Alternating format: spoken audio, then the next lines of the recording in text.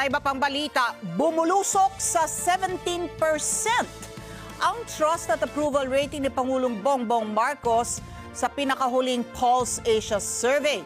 Bumulusok pababa ang trust at approval rating ang Pangulong Marcos.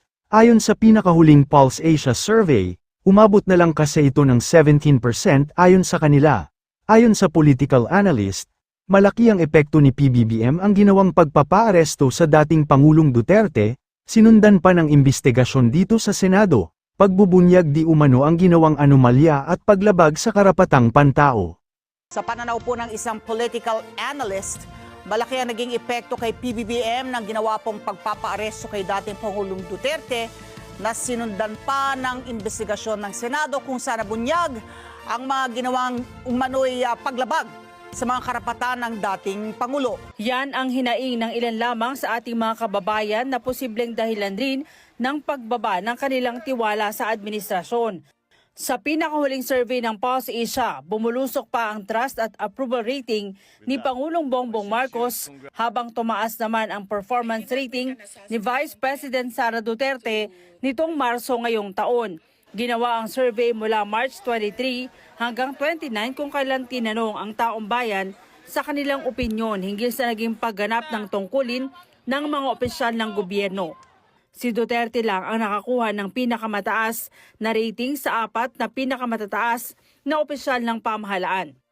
Sa ulat sa Bayan Survey, bumagsak sa 17% ang approval rating ni Pangulong Marcos mula sa dating 42% noong Pebrero at 25% nitong March. Taliwas yan sa performance rating ni VP Sara Duterte na umabot sa 59%, tumaas pa ng 7% kumpara sa 52% nitong Pebrero. Bukod kay Pangulong Bongbong Marcos, bumagsak rin ang approval rating ni na Senate President Francis Escudero at House Speaker Martin Romualdez. Si Escudero nakakuha ng approval rating na 39%, mas mababa pa ng 8% noong Pebrero, habang si Romualdez umabot na lang sa 14% ang approval rating. Ayon sa political analyst na si Professor Dennis Coronacion, tinamaan si PBBM ng ginawang pagpapaaresto kay dating Pangulong Rodrigo Duterte na sinundan pa ng investigasyon ng Senado kung saan nabunyag ang mga ginawang paglabag sa mga karapatan ng dating Pangulo.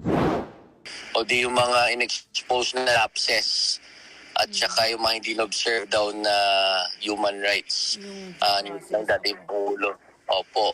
So yun, I think all of these things put together had a negative impact on the image of President Bongbong Marcos and the entire administration.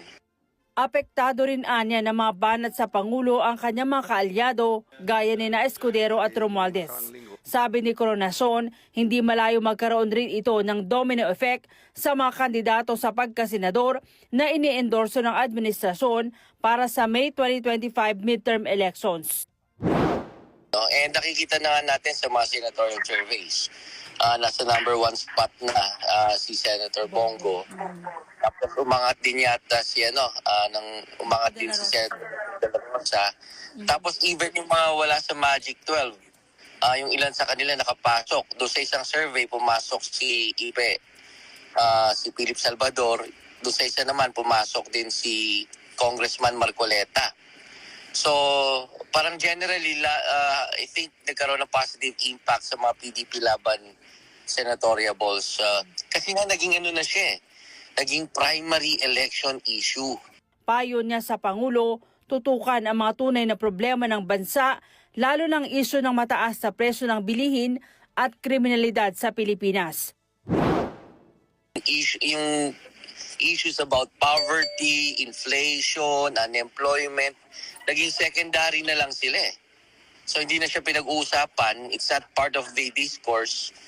Ang pinag-uusapan na yung awayan ng dalawang kampo, no? Hindi na raw kasi maaring gamitin ni Pangulong Marcos ang issue ng unity na inalok sa mga kababayan nang tumakbo ito sa pagkapangulo.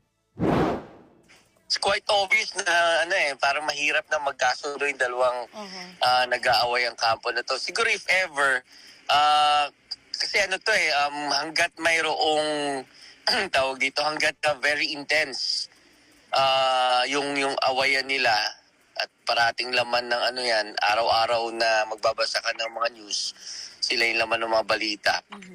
Patuloy siyang magsasuffer yung kanyang image, yung kanyang approval rating, kanyang performance rating. Already started preparing the moment Franz Castro announced the impeachment plans, which was November of 2023. So November of 2023, there were already lawyers doing their work for the impeachment. So we leave it to the lawyers. Handa ba ang bise humarap sa impeachment court kung sakali? Kung pwede namang hindi, and I understand pwede naman, hindi na. Oo. Kasi baka ma-intimidate lang sila lahat sa presence ko doon. You think you have the numbers in the Senate to be acquitted? Hindi ko masabi yan ngayon, sir. Wala pa kami dyan. Are you not confident that you have enough allies to avoid a conviction in the Senate acting as an impeachment court? Hindi ko pa naisip yan, sir. I've not counted numbers of votes in the Senate. So we are not there yet. We are still, the legal team is still in the preparation of the defense and what we will do moving forward. Pinakamataas na parusang pwedeng ipato ng impeachment courts ay ang pagkakatanggal sa pwesto at habang buhay na hindi pwedeng humawak ng anumang pwesto sa gobyerno kung mahahatulang guilty. Resignation is not an option. Wala pa tayo doon, ma'am. Na masyado pang malayo yung mga ganyan na mga bagay. Nandun pa lang tayo sa pagbabasa ng actually, ma'am, wala pa tayo doon dahil yung mga abogado lang yung nagtatrabaho. Hindi ko talaga alam kung anong ginagawa nila. But I have a meeting with them. Hindi muna tinukoy ng bise kung sino ang kanyang magiging defense team. Pero ang kanyang amang si dating Pangulong Rodrigo Duterte na nauna na nagsabing mag-aabogado para sa kanya, posibleng hindi raw kayanin na maging lead counsel. Maybe if he wants to, he can be part of the defense team. But because of his age and because of rigorous preparations in an impeachment case, baka sabihin ko sa kanya na wag na lang siyang mag-lead.